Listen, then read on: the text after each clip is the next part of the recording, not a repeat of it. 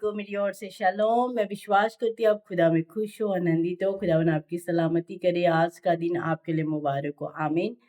तो आज एक नया मैसेज लेके आई हूँ। सबसे पहले तो कल मैं लाइव नहीं आ पाई, इसके लिए आप सबसे क्षमा चाहती हूँ कि आप वेट कर रहे होते हो। पर मेरे चर्च की बेटी की मैरिज है, तो उसी मैरिज में फंक्शन में उन्होंने मीटिंग रखवाई थी, तो वहीं पे थे, बस इसलिए मैं लाइव नहीं हो पाई। तो उसके लिए क्षमा चाहती हूँ। और आज एक नया मैसेज लेके आई, जैसे कि प्रभु का वचन कहता है, तुम सांपों की तरह होशियार और कबूतर की तरह भोले बन जाओ।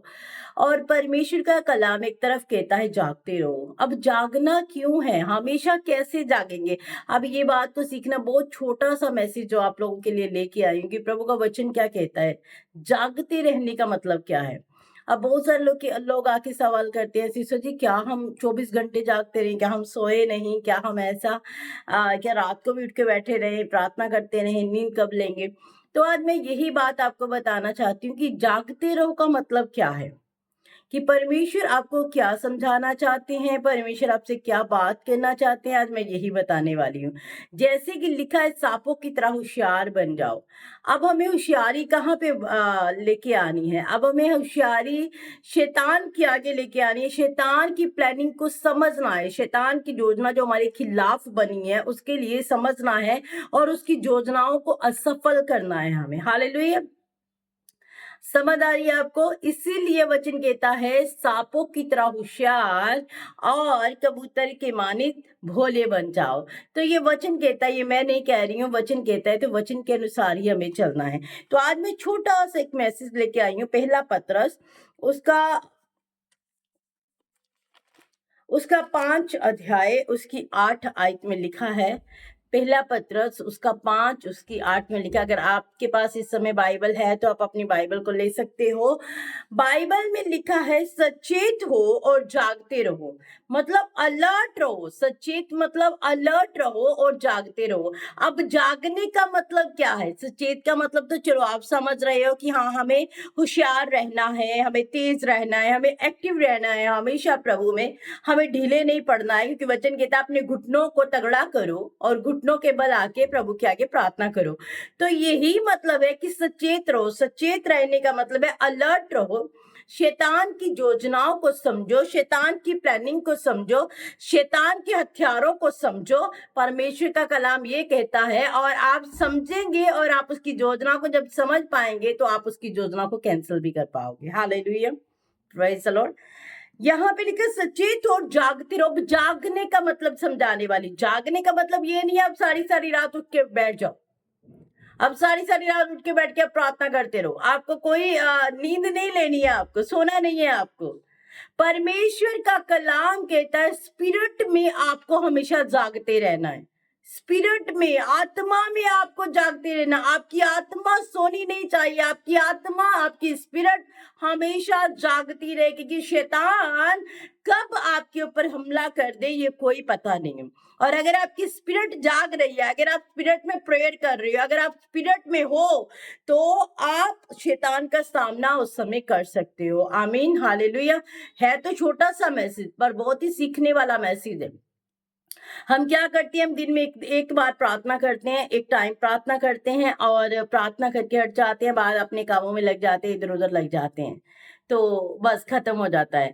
पर परमेश्वर का वचन यहाँ कहता है, और जागते रहो। मतलब 1 घंटा 2 घंटे की बात वचन नहीं कर रहा है, वचन यहाँ पे बात कर रहा है हमेशा के लिए जागते रहो। आपकी स्पिरिट हमेशा प्रार्थना करती रहनी चाहिए। यीशु जब गसमनी बाग में थे तो अपने चेलों को क्या बोलते हैं, जब आते हैं तो अपने चेलों को सोया पाते हैं, कहते क्या तुम थोड़ी एक छोटी घड़ी भी मेरे साथ जाग नहीं पाए, थोड़ा समय भी तुम मेरे साथ जाग नहीं पाए। तो इसीलिए मेरे अजीजों, हमें आत्मा में कभी भी सोना नहीं है। इट मीन्स आत्मा हमारी कभी ठंडी नहीं पड़नी चाहिए। हमें स्पिरिट में तेज होना है, हमें स्पिरिट में आगे बढ़ना है, हमें स्पिरिट में जागरूक होना है। और स्पिरिट में अगर आप जिंदा हो तो आप शैतान की योजनाओं को आसानी से समझ पाओगे। Hallelujah, praise the Lord. समझ आ रही है आपको? शैतान की प्लानिंग को अगर आपने समझना है तो आपको स्पिरिट में जागते रहना है, स्पिरिट में प्रार्थना करते रहना। आपका शरीर सो रहा है पर आपकी स्पिरिट सोनी नहीं चाहिए कभी भी। आमीन। और आगे लिखा है, सचेत हो और जागते रहो, क्योंकि तुम्हारा विरोधी शैतान गर्जने वाले सिंह के समान इस खोज में रहता है कि कब किसको फाड़ खाए। हालेलुया। जागते रहो, सचेत रहो, इसलिए वचन कहता है क्योंकि वचन कहता है तुम्हारा विरोधी शैतान गर्जने वाले सिंह के समान मौका भालता है कि कब आपको फाड़ खाए। अब फाड़ खाएगा वो आपको जब आप स्पिरिट में सोए हुए होंगे। फाड़ खाएगा वो आपको जब आपकी स्पिरिट डाउन और वीक हो जाएगी। फाड़ देगा वो आपको जब आपको समझ ही नहीं आएगी कि इस समय मुझे क्या करना है। अगर स्पिरिट जाग रही है, स्पिरिट रेगुलर प्रेयर कर रही है, स्पिरिट में आप बहुत अच्छे जा रहे हो, स्पिरिट में आप बहुत बड़े बड़े काम कर रहे हो, तो शैतान आपके ऊपर अटैक नहीं कर पाएगा। उसके सारे अटैक जो है आपकी प्रार्थना रोक देगी, उसके सारे हमलों को आपकी प्रेयर रोक देगी। Hallelujah, praise the Lord. तो बस ये एक छोटा सा मैसेज मैं आपको जो देना चाहती हूँ, जिसे हर मसीही को करने की जरूरत है। इस मैसेज को अपने जीवन में अप्लाई करने की जरूरत है। हर मसीही, हर विश्वासी को करने की जरूरत है। आपकी स्पिरिट कभी भी सोनी नहीं चाहिए, आप स्पिरिट में कभी वीक नहीं पड़ने चाहिए। परमेश्वर का वचन कहता है अगर आपका पड़ोसी कमजोर पड़ गया है, अगर आपका पड़ोसी कमजोर लग रहा है आपको, तो आप उसका हाथ पकड़े उसे फिर से उठाएं। इसीलिए तो वचन कहता है एक दूसरे की उन्नति का कारण बने। आमीन, हालेलुया।